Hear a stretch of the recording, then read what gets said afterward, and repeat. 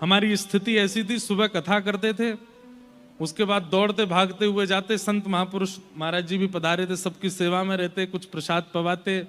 उसके बाद फिर श्रीनाथ जी का दर्शन करने जाते, दर्शन करके आके फिर ठाकुर जी का श्रृंगार सुबह अलग होता था, शाम को अलग श्रृंगार करते, और फिर श्रृंगार करके ठाकुर जी को मंच पे पधराते, और फिर उत्सव शुरू होता, नाचते गाते उधम मचाते सब करते। रोज के अलग अलग श्रृंगार, अलग अलग स्थिति। रात के 12, 1, 2 बज जाते, तब फिर बैठ के कल की योजना बनाते, 2 बजे बैठ के, अब कल क्या करना है, कैसे करना है, कहाँ जाना है, क्या, इतने में ही 5 बज जाते।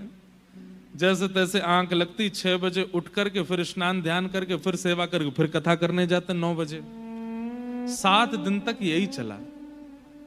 हमारे एक मित्र हैं जो भगवत रसिकों की चर्चा है, एक मित्र हैं मेरे, बड़े गुप्त मित्र हैं, उनसे मैं फोन पे बात करता रहता हूँ, फोन लगा रहेगा और हमारी चर्चा चलती रहेगी। कभी किसी आचार्य चरण की बात करेंगे, कभी किसी सिद्धांत की बात करेंगे, कभी किसी परंपरा की बात करेंगे।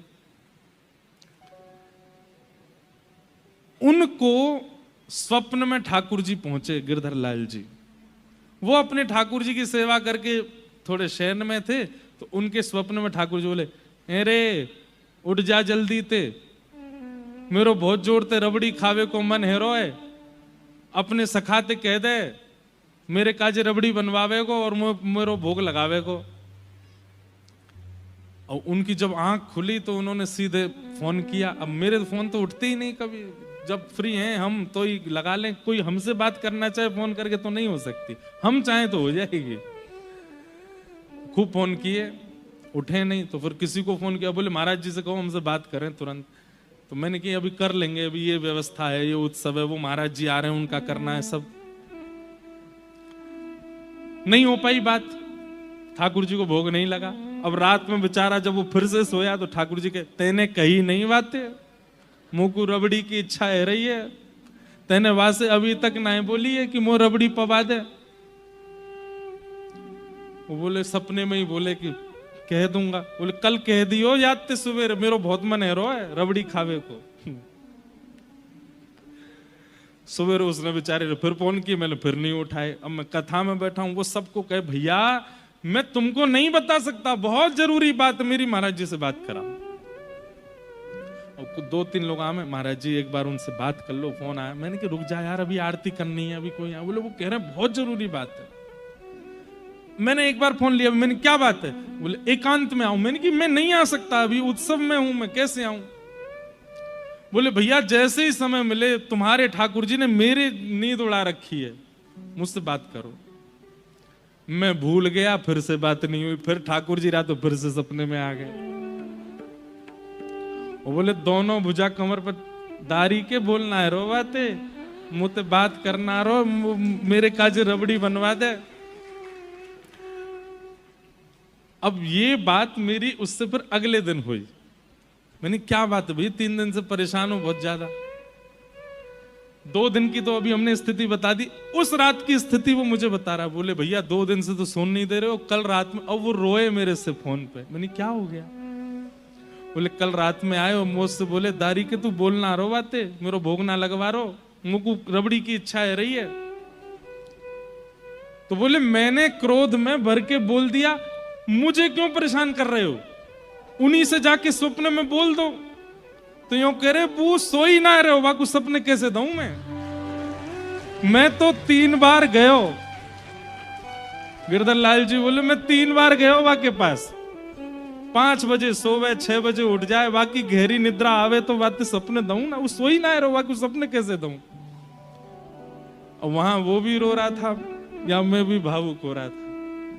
और यूं कह रहे, बोले भैया यूं कह रहे ठंडी रबड़ी को नहीं, गरम गरम रबड़ी खाऊंगा मैं तो तुरंत रबड़ी बनवाई, ठाकुर जी का भोग लगा। इसे कहते हैं रास, ये रस नहीं।